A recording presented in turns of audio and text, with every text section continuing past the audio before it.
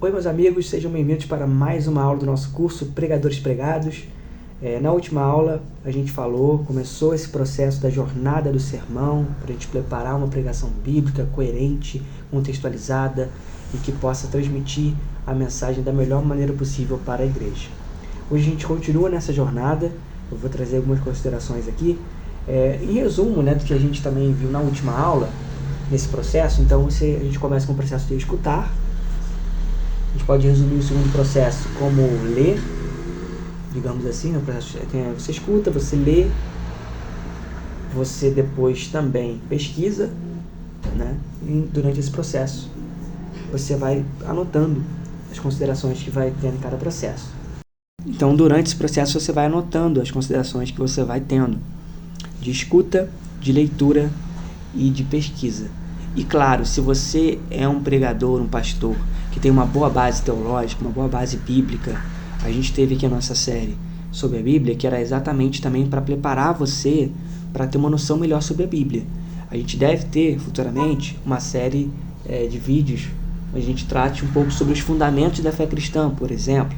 Então, quanto mais bagagem bíblica você tiver, mais fácil vai ser, digamos assim, o processo, em certo sentido, ou melhor, ou mais bem preparado você vai estar para esse processo. Inclusive antes mesmo de você escutar a igreja. Se você não for alguém que tem uma boa bagagem bíblica, você não vai conseguir ler tão bem a sua igreja, digamos assim. Você não vai conseguir entender bem a realidade. Então, um pregador, ele é, antes de tudo, um leitor da realidade.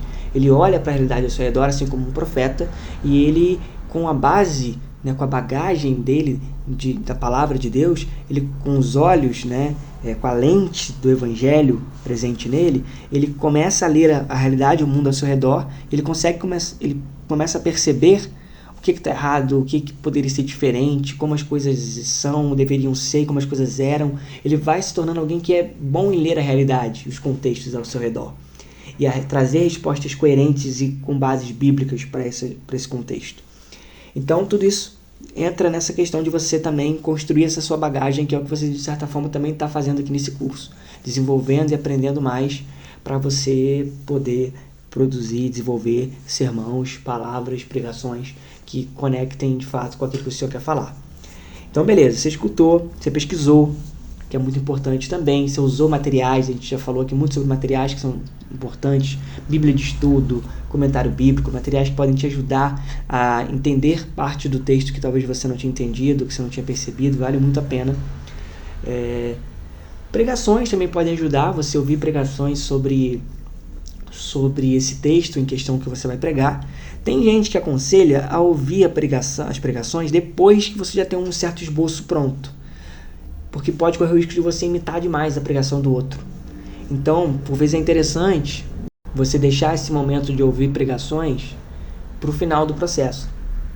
Então, depois que você ouviu a comunidade, ouviu o texto bíblico, pesquisou nesses materiais e já montou um esboço, mais ou menos, aí pode ser interessante você pegar e buscar pregações de bons pregadores, de boas referências na pregação, que talvez tenham pregado sobre esse mesmo tema, ou parecido com esse tema, ou nesse texto que você está usando.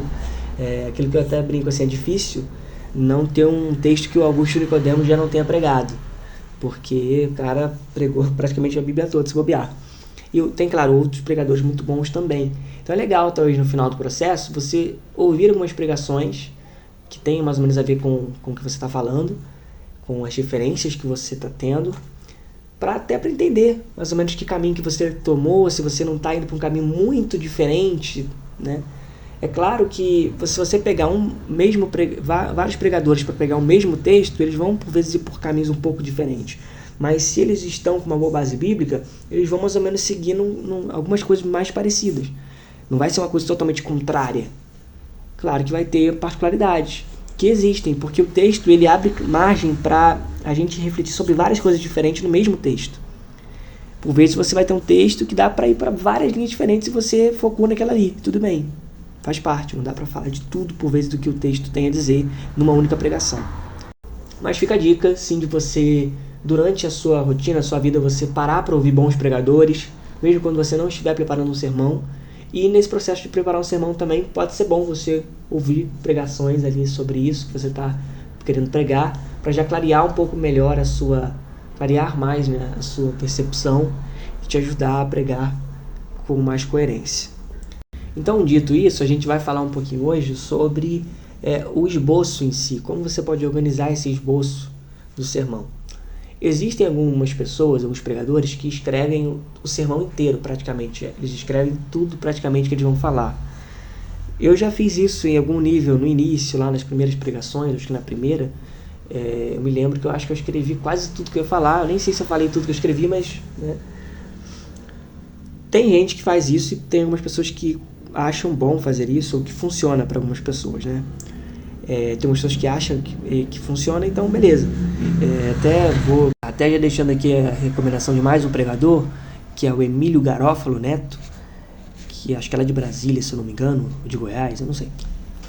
Ele tem até onde eu me lembro, né? Ele tem esse modelo, assim, ele escreve todo o sermão, cada palavra praticamente que ele vai falar, e ele lê na hora, só que ele não lê de uma forma que parece que ele está lendo, tem isso também. A dificuldade de quem escreve todo o sermão é pregar sem parecer que está lendo, ficar aquela coisa muito mecânica. Não é tão legal quando é muito mecânico assim. Então ele consegue fazer de uma forma que funciona, olhando para as pessoas, não só olhando toda hora para o papel, ele consegue ter essa proeza, não é uma coisa que todo mundo consegue fazer, então é de cada um. O que você pode fazer é uma coisa que eu também acho talvez um pouco melhor, pelo menos para a minha percepção, que é anotar alguns tópicos específicos do que você vai tratar. Então você não escreve tudo que você vai falar, você anota algumas considerações de cada tópico e você já tem uma noção mais ou menos de para onde vai, para você não ficar perdido. Por vezes no momento ali da pregação, você tá vendo que você está saindo fora, opa, lembrei, vou olhar aqui pro esboço e vejo onde que eu estava e aonde que eu vou. Então, para te situar melhor, o esboço serve para isso também, para você ter mais ou menos um mapa que te direciona mais ou menos ali por onde você está caminhando, para você não fugir muito do tema. Então, isso ajuda muito. E você pode desenvolver um esboço que funcione melhor para você. Se é fazer um resuminho breve de cada esboço, se é só escrever o título de cada parte da pregação, ou só escrever o título de cada parte, escrever algum outro detalhe, alguma outra citação que você gostaria de falar na pregação. Então, isso aqui eu quero falar nesse momento, isso aqui eu quero lembrar naquele momento, para te ajudar.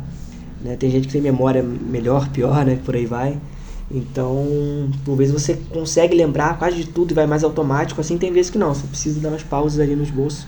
E essas pausas até ajudam, para não ficar aquela metralhadora de informação também. Isso é uma coisa que eu também tenho que aprender. Por vezes a gente começa a pregar, a gente vai ali na agitação, vai falando tudo muito atrás do outro, sem dar um respiro, né? Sem dar um momento de, tá, vamos lá, vamos pro próximo ponto. Quebrar um pouco esse ritmo, tem vezes, é importante. Inclusive a gente vai falar mais sobre isso nas outras aulas, quando a gente tratar mais sobre como fazer, né?